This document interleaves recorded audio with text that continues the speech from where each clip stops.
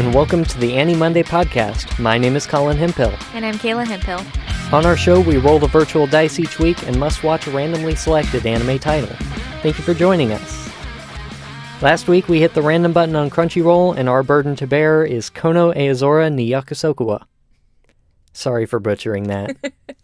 The full title of this show translates to The Promise I Made Over This Blue Sky. Welcome to the Tsugumi Dorm.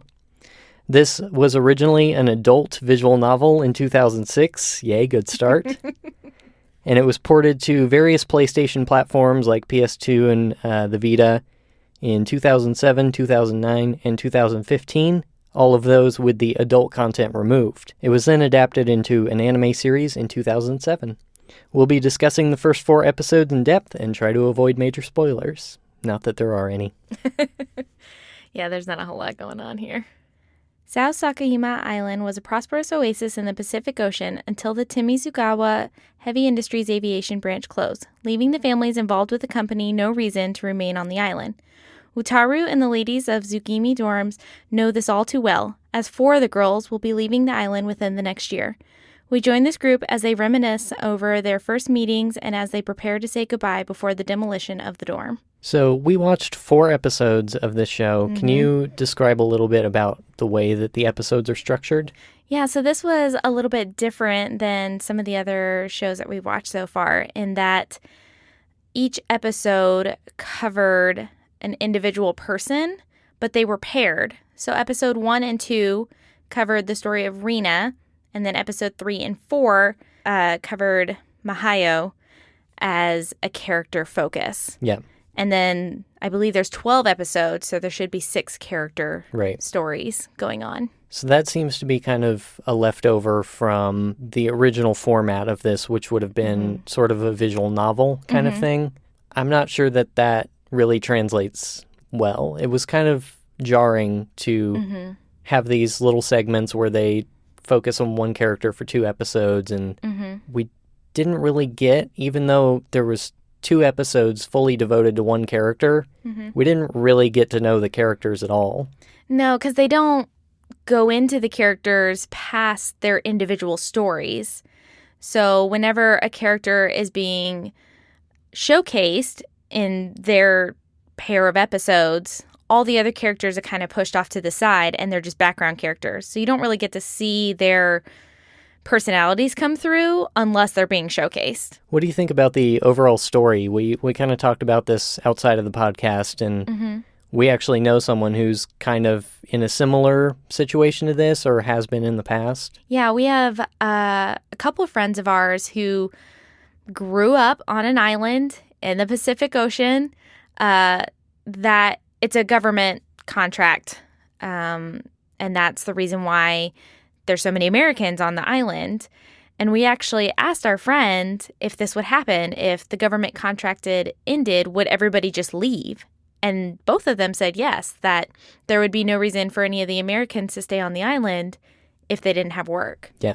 In this case, it's more that there was already a population on the island, but it wasn't terribly full. And then this big aerospace industry company came along, and suddenly there was all this work there and tons of tourism and people who lived on the island consistently. Yeah, they actually go into that in one of the episodes because one of the characters, her grandfather is actually, I guess, the owner of that company, and he was the reason why that branch was brought to the island because he fell in love on the island and also fell in love with the island.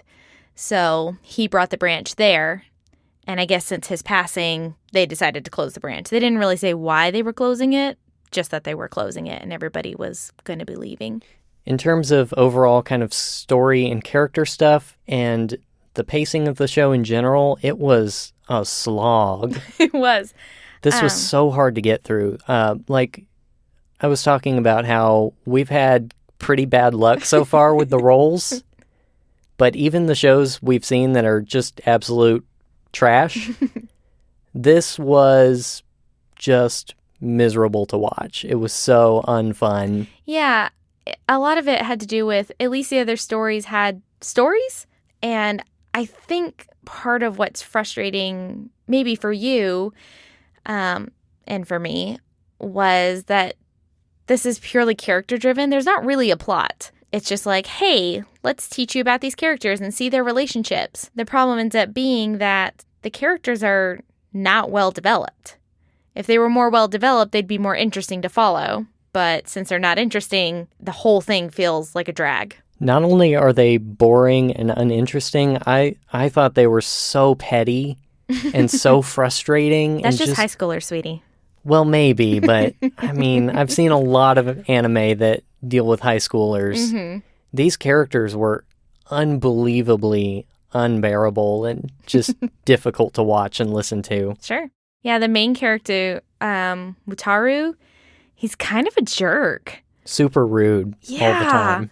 Our first encounter with him is when Rina comes to the island as a transfer, or she comes to the high school on the island as a transfer student, and she's going to move into the dorm with Wataru and the other girls, and she doesn't really want to make friends with anyone because she knows she's going to be moving and they're all going to be moving.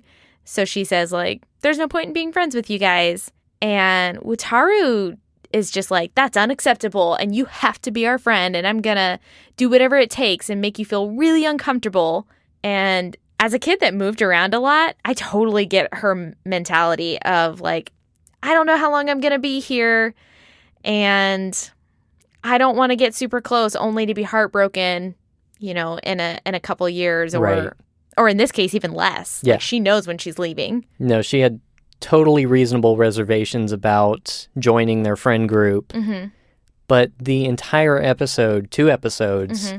was devoted to them harassing her until she decided she was going to be their friend. Mostly Wataru.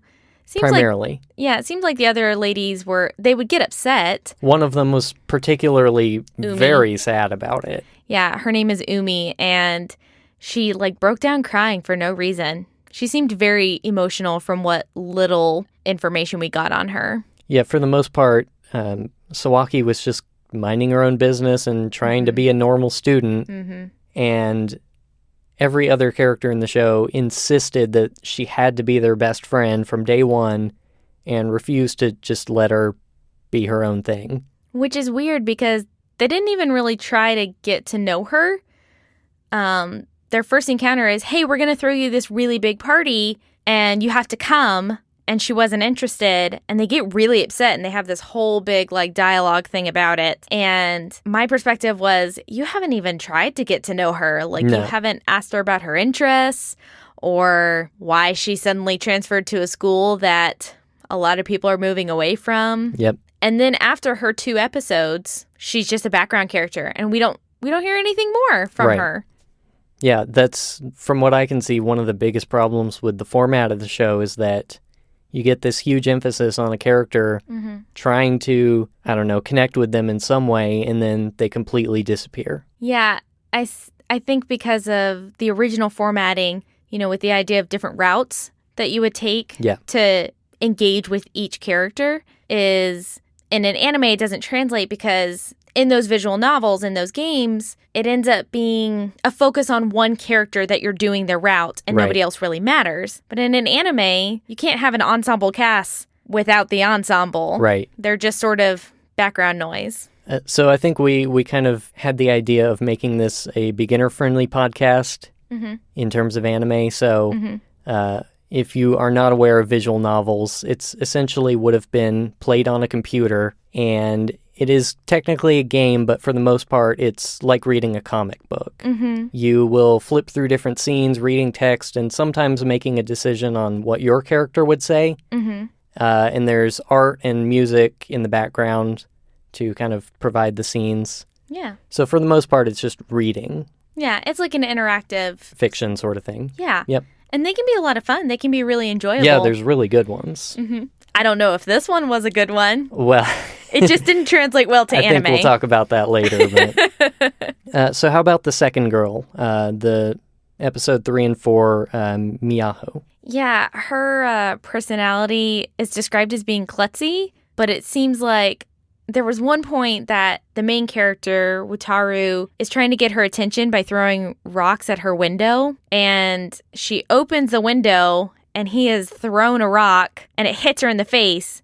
And then he calls her a klutz. Yeah. As though it's her fault that he threw a rock that hit her in the face. Yep. And you don't really see a whole lot of klutziness from her.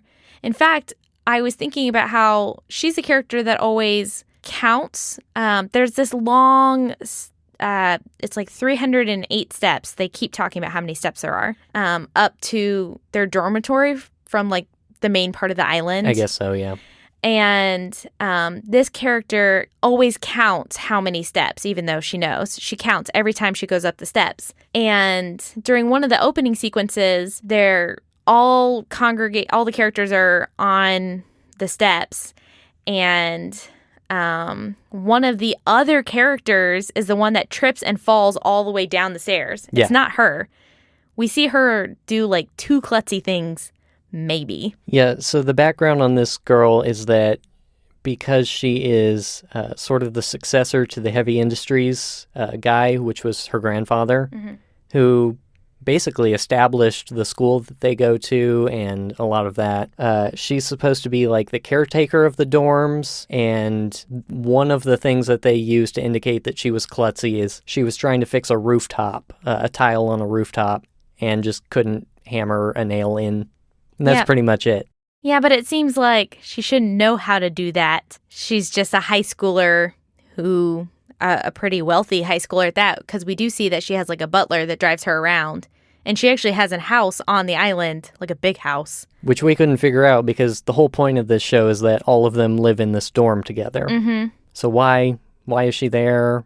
Why do they have that house if they were so invested in the dorm? Yeah, we're not sure. But yeah, she doesn't seem to have any reason why she should be the caretaker other than that her grandfather was the caretaker, and that's what they use to say that she's klutzy. Since we didn't really get introduced to any of the other characters, there is one other character that I do want to talk about, which is their homeroom teacher. Mm-hmm. I think her name is Sayuri. Yeah, I think that's right. She is an insufferable child. I hate her. I hate her so much. He really did not. He was complaining like every time she showed up. She has a very weird relationship with the students that I couldn't figure out. And again, maybe that's explained in the visual novel or in later episodes, but she just seemed to kind of tag along with them and do whatever they did. She lives in the dorm with them. She does. And she is the most immature, horrible of all of them, from what I can tell. Yeah, at one point, during when they're doing the dinner, the welcome dinner for Rina, they are waiting for Rina to show up, and she's not because she didn't want to go. And the teacher suddenly starts throwing a literal temper tantrum. She's like on her back and she's crying and she's flailing her arms. Throwing her arms and pounding the floor. And yeah, she's kicking her legs and just complaining about how she wants to eat. And she's their teacher. Yeah. Wow. I couldn't stand it. It was unbelievable. Her voice actor, too, uses this really high-pitched, nasally voice. Yep. Which seems like a weird... I mean, like we said, maybe they explain more of her behavior in her set of episodes, but it seemed weird that the kids or the teenagers in the show would have more mature sounding voices than their teacher. Yep. And none of the other teachers seem to have this sort of behavior. It's not like a common theme with adults or anything like that. This kind of points to my overall feelings about the show, which is that it's the most melodramatic thing I've ever seen in a really just terrible, awful, slow, menacing, disgusting sort of way. I don't get it. I think part of me, as I was kind of reflecting back on the show, a lot of it does seem, this is a lot how teenagers are sometimes. Maybe. Sometimes. I mean, I work a lot with teenagers, and sometimes that happens. Like, things seem like a much bigger deal in the moment than they are to some of us who, like, grow up and have a wider perspective of, how life is going to go. So to them, the fact that their dorm was going to be torn down and that they weren't all going to be living with each other in a year's time was like the end of the world to all of them.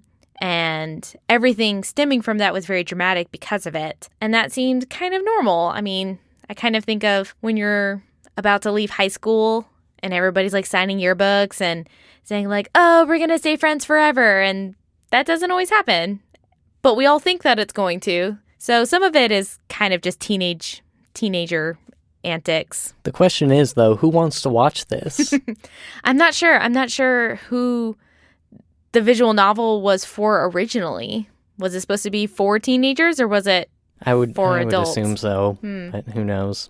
I think also any attempt at quote-unquote comedy that they tried to include in the show really, really fell flat. Mm-hmm. Yeah, because it's supposed to just be this literal slice of their life kind of show, is that they don't do anything over the top. So the comedy is supposed to come from the dialogue, essentially, and the dialogue isn't very well written. It's laughable at best. And sometimes even we commented there were errors with the translation, and so that made it hard to understand some of the jokes or even just some of the regular dialogue because there were... What are you talking about? Yeah, there were some errors. Yeah. Mm-hmm. This doesn't appear to be a very popular show or even a visual novel. Mm-hmm. I would guess they put their B team on translation and everything. Also animation. Well, we'll get to that. We also noted that there is narration through almost the entire show. Yes. There is not a single second of silence. Mm-mm. Everything is punctuated by the main character narrating over things. Yeah, there was so much narration. That kills me in any show. It's okay if it's every so often, like maybe, if it's in a flash forward episode or something like that. I can appreciate a little bit of narration, but man, instead of just showing us something or explaining it through like interesting dialogue, they just lay it out for you in narration while some music is playing and they're showing scenes of the island. Yep. Sometimes even in the middle of dialogue, they'd have narration. Yep. That was hard. It really is. Especially because the narrator is the main guy's voice. So sometimes he'd be talking with somebody and then he'd be narrating right after.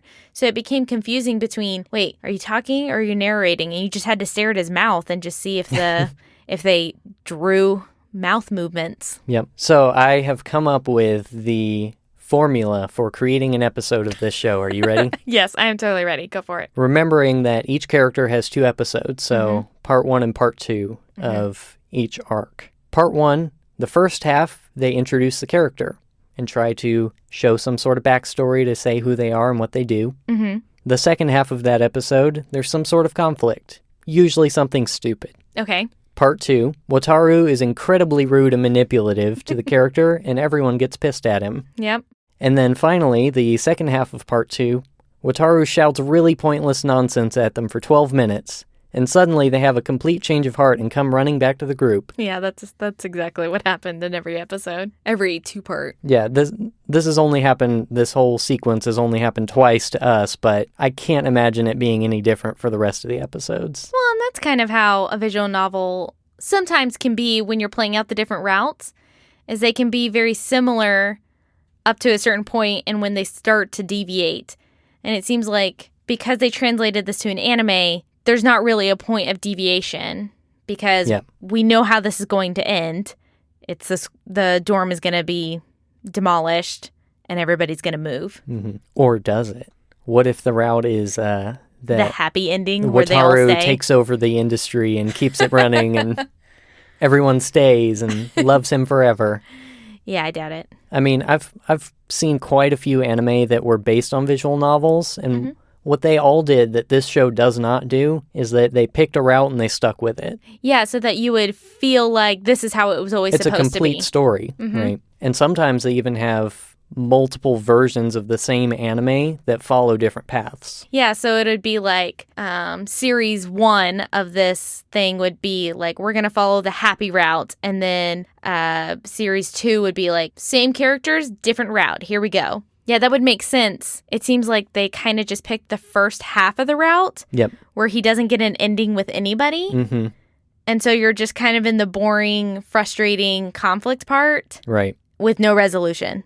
Which I think for me was part of the frustrating part is he sort of becomes friends with whoever the girl is, but that's how it ends. Each episode, the second part of the pairing ends with like, hey, we're kind of okay with each other now. And then it moves on to a different character. Yeah. And then the rest of the episodes where it focuses on a different character, it's just kind of assumed that that background character is now permanent friend. Yeah. Even though they haven't gotten to most of those characters yet. They're just kind of treated like the friends group. Yeah, so it started with the transfer girl, and then as soon as we switched characters, she was just in the background, totally fine, and like acted like she had been there the whole time. Which I guess they did her first because it wouldn't make any sense otherwise. Yeah, she had to be first. So earlier you alluded to the animation. Mm-hmm. Were you getting at something in particular? It's not great. Yeah, man. At one point, they had this scene where they're like outside and everybody has incredibly shiny hair. Yes. Like mirrored shiny hair, and they don't stick with their proportions very well in the faces. So one thing that I had noted a lot to Colin was several of the girls have, which can be common in anime, they have really, really big eyes and then really big mouths. So think like 2/3 of their face are their eyes and 1/3 of their face is their mouth. But with the main character, Wataru, his proportions kept changing. So his eye size kept changing depending on how, involved or emotional he was. And it seemed more out of place or not on purpose than like how they're supposed to. Yeah, it's clear that they took shortcuts wherever they possibly could. Mm-hmm. If you were to stare at a still of any single keyframe in the show, you would realize that it just doesn't look right at all. The faces, the backgrounds, everything looks cheap and poorly drawn. Yeah, at one point we noted in order for there to be a lot of movement and kind of distract you from the quality of the animation, they frequently have some sort of wind blowing with cherry blossoms. Mm-hmm. That happened a lot in the first episodes. They constantly had cherry blossoms like blowing in the wind so that you would kind of be distracted from the quality of the animation. And it's clearly just like an animation pasted on top of the scene. It's not even drawn into the scene. Mm-hmm. I don't know if you noticed this, during the part 2 of the first characters, there's a part where they're running a marathon together and they stop in the middle of their marathon to have a discussion. Mm-hmm. And the wind's blowing and they copy and pasted the wind sequence like 2 or 3 times. So the wind would blow and then it would stop. So their hair would stop billowing, their clothes would stop billowing, and then it'd start again like a second later and they'd still be talking. Yeah. So it got to the point where it was really noticeable. It wasn't like, oh, well, that's naturally how the wind is that it would stop. It was too rhythmic. And because of that, you could tell that it was just copy and pasted. Yeah, they reuse stuff all the time, and they also rely on ultra close shots all the time. Yes. So they just fill the entire frame with someone's face so that they don't have to draw a background or any kind of activity or motion or anything. Yeah, I noticed that there are very few sequences where you see more than like their shoulders up. The character designs themselves, too, are just kind of cut-rate visual novel, if you know what I mean. Yeah. There are, I guess, 6 girls in total, plus the main character. Yes. And they just fill all the basic tropes of their style. Mm-hmm. So there's the big blonde dummy with pink bows. Mm-hmm. There's the normal-looking short brown-haired girl with brown eyes. Mm-hmm. There's the long brown-haired girl. Mm-hmm. There's the short purple-haired kudere. There's the long black-haired smart girl. Mm-hmm. And there's the ultra-long white-haired girl with an English heritage who's a klutz. That is very specific. I feel like it shows up more than you would expect. No, it's just funny that last one was so ultra-specific. Yeah. Well, that's one of the characters we actually met. So. Yeah, no, that's fair. Yeah, which again, for a visual novel, this would make sense. It would fit in the style that a lot of visual novels are in. It would be sort of expected. But in an anime, man, you gotta develop those characters more. Either, well, both visually and through their actions and through their dialogue. And everybody was just kind of one note, and that included the animation. Is that some of the girls were actually kind of hard to tell apart because they look so similar. Yeah, agreed. Speaking of visual novel, something that's common in these games is that the soundtrack is a very simple looping sequence of music. Mm-hmm. It sounds like old MIDI music, basically, from the 90s. Yeah. And you will literally hear those songs on loop until you complete a scene. Yeah. And it seems like they basically cut and pasted right out of the visual novel for the anime. Which makes sense, I guess. If they already had it, why make new music? Which might work if you're sitting there reading some dialogue, but when there's supposed to be this whole scene that plays out in linear time, that doesn't work at all. It's really, really boring. Yeah, so usually with visual novels, the speed of the music, it doesn't really change. It doesn't wax or wane because they don't know how quickly you're reading.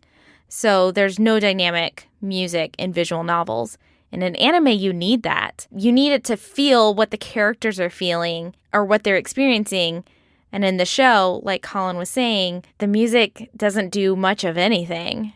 It's just very one note, very even, very boring. And sort of related to that, we noted how bad the sound effects are as well. Oh my gosh, they're very, very cliche and obnoxious. Yeah, way over the top for what's happening in the show. The first big argument that they have in episode 2, where they're trying to convince Sawaki to come to dinner, which is a ridiculous statement that there's such an argument over that. But he goes into this big monologue trying to convince her to do this, and he kind of points at her accusingly, and then it drops that kind of cliche sword, baseball sort of anime sound. And I'm actually going to drop that right here so you can hear what I'm talking about.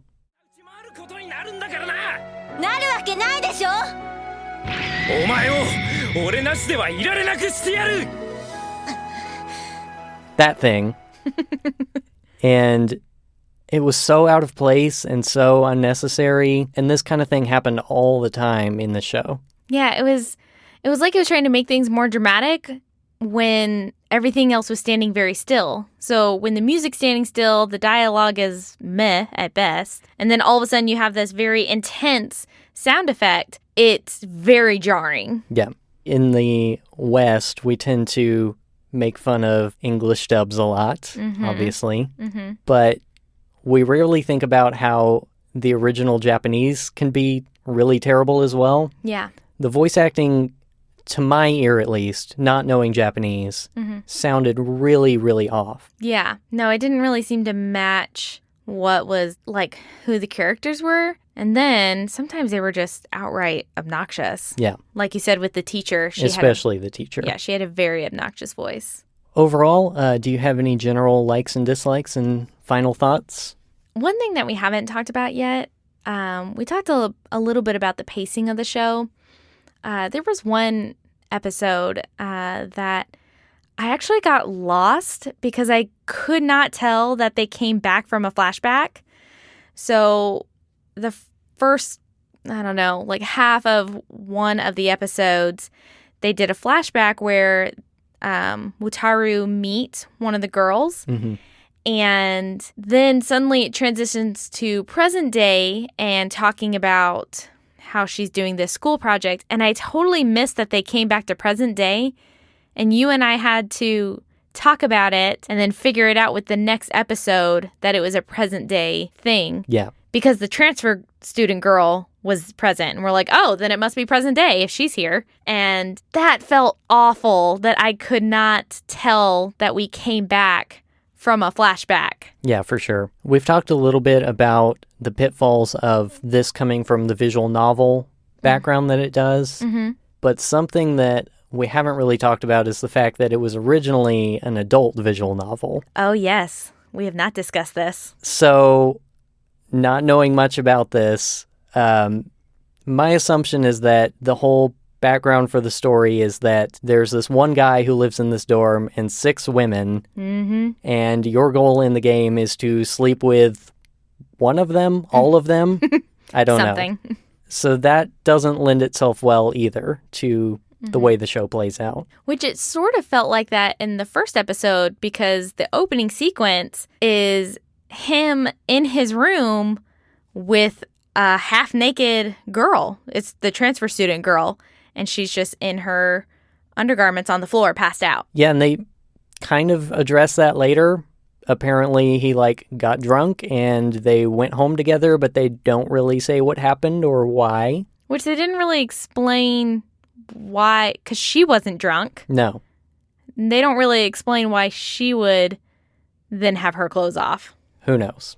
Didn't make any sense. No, and so that's part of, I think, why the characters ended up being so bland, was because, honestly, they were supposed to be for more tantalizing things, that they were really designed to be more sexual in nature. Yeah. And because they ripped that part out, they didn't fill it in with personality. So it's just these very bland characters that have no personality and no sex appeal. So there's nothing going on. Yep. I mean, we've had many shows that have been very sexualized, and at least, there was some personality. I guess, yeah. I feel like if you're going to have one or the other, you got to do it all the way. Either you got to make them be appealing in that sort of sexual way, or give them personalities. You can't take out both. Yeah. Well, this was a boring one. So would you watch more of this? Not a chance. Yeah, I like the idea of a character-driven story. Yeah. That's why slice of life usually doesn't bother me so much, because I love listening to people's stories. I think people are really fascinating. It's just what I love to do. But you got to have some interesting people. Yeah. And they weren't interesting in any way. No. So no, I probably wouldn't watch this either, unless they totally redid it and gave them personality. I don't see that happening. No. So this is a no for me too. No, it overall does not seem like this is a well-received show. And I can't really find much about the original novel either, so. Yeah, that was something when we were trying to do research for the show. It was really hard to even find a synopsis of an episode, because nothing was written about this show at all. Probably because it's so hard to say. Well, that too. Follow-up from previous weeks. It is worth noting that Kayla has completed Magical Girl Ore. Yeah, it was awesome, y'all. It was the best. So that's one thumbs up, and many more thumbs down so far. Hopefully we'll have some better luck this week, though. Yeah. Come on, magical roll. If you want to learn more, you can visit our website at animonday.moe. That's animonday.moe. And you can send us questions and comments to podcast@animonday.moe. And you can find us on Facebook and Twitter. Our username is AniMondayCast, and you'll have links for that on our website. Thank you to Crunchyroll for the nearly infinite repository of anime that you've provided, and for the random button, which produces these wonderful and wonderfully terrible things. You can follow along each week. We'll have a link to the current title on our website and social media. Some titles might require a premium subscription on Crunchyroll. You can also subscribe to Verve at vrv.co, which gives you access to Crunchyroll, Funimation, and lots of other great video services. They actually just added a whole bunch of old Nick shows. Yeah, it's been awesome. We've been watching it. So Doug and Legends of the Hidden Temple. Which is still great. Oh, well, it's terrible, but... Yeah, but that's what makes it great. So go check those out as well. Thank you also to C2A for providing the intro and outro music of our program. You can find those on the Senpai EPs on his Bandcamp and other major streaming services like Spotify. I'll have links in the show notes and on our website if you want to check them out. All right, are you ready to roll? I am. Random button in 3, 2, 1. The series for this week is Love Tyrant. And the first episode is called I'm Getting In on This Too. Whoa, Forbidden Love? Have you heard of this one? No, I have not. It looks fun. We'll see. All right, I think that's going to do it for us this week. Thank you for joining us. We had a good time. Yeah, this was a lot of fun. The show wasn't, but recording was. Always, always. All right, we'll see you next week. Bye, guys.